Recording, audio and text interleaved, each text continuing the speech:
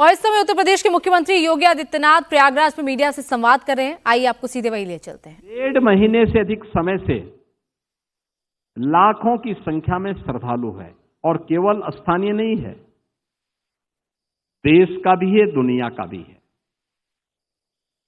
इन 45 दिनों में 100 देशों का प्रतिनिधित्व प्रयागराज में हुआ, जिसमें 74 देशों के तो एम्बेसडर और हाई कमिश्नर्स यहां आए थे।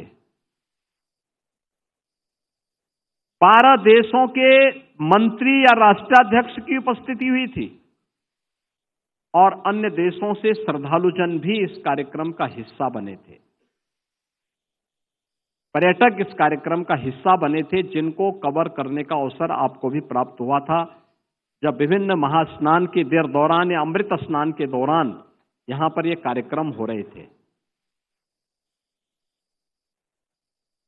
महाकुंभ के पूरे आयोजन में, यानी अस्थाई और अस्थाई इन सभी निर्माण के कार्यों को में डबल इंजन की सरकार में केंद्र और राज्य सरकार ने मिलकर के लगभग 7,500 करोड़ रुपया खर्च किया, जिसमें 200 से अधिक सड़कों का निर्माण, 9 फ्लाईओवर, 14 फ्लाईओवर, 9 अंडरपास, 12 कॉरिडोर। पहली बार प्रयागराज में कुछ ऐसा मिला देखने के लिए जो पर्यटकों को अपनी ओर आकर्षित करता था। आपने देखा होगा अक्षयवट कॉरिडोर,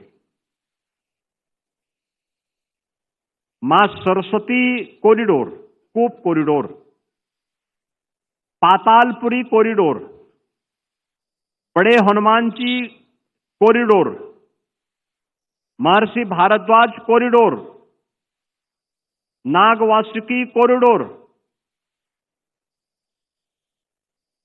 श्रृंगवेरपुर कॉरिडोर,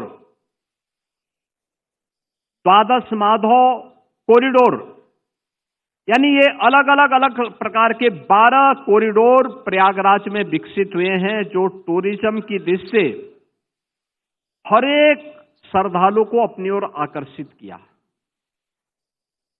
और इस दौरान श्रद्धालु जनों की सुविधा के लिए प्रयागराज सिटी के अंदर हम लोगों ने उत्तर प्रदेश सरकार के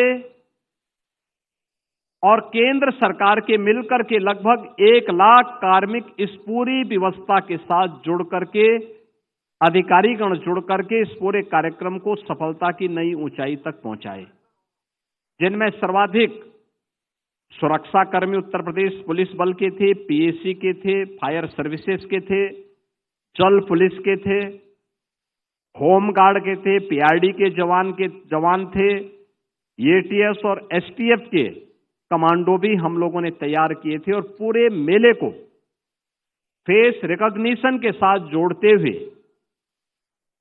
लगभग 3000 सीसीटीवी कैमरे के साथ, एआई टूल के साथ जोड़ते हुए एक एक व्यक्ति की आने की सूचना और उसके चेहरे की पहचान के साथ साथ डुबकी कितने लोग लगा रहे हैं, उन सब की काउंटिंग की भी व्यवस्था उसके माध्यम से हो रही थी।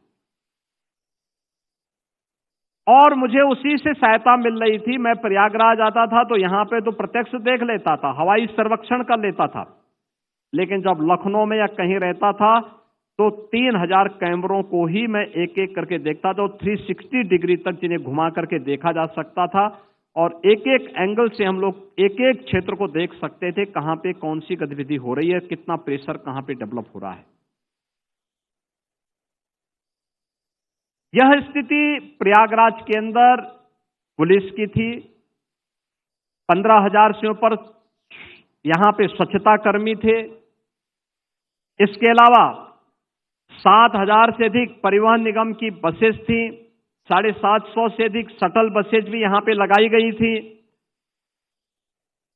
पीडब्ल्यूडी, नमामि गंगे, जल निगम, संस्कृति एवं पर्यटन विभाग, सिंचाई विभाग, इन सभी विभागों ने, स्वास्थ्य विभाग, इन सब ने भी पूरी तत्परता के साथ इस कार्यक्रम के साथ जुड़ करके इसे सफलता की नई ऊंचाई तक पहुंचाया। रेलवे, सीआरपीएफ, होमगार्ड, नागरिक उड्डयन विभाग, सेना, वायुसेना, सड़क परिवहन एवं राजमार्ग मंत्रालय, भारत सरकार, इन सब ने भी अपनी भूमिका का निर्वहन किया।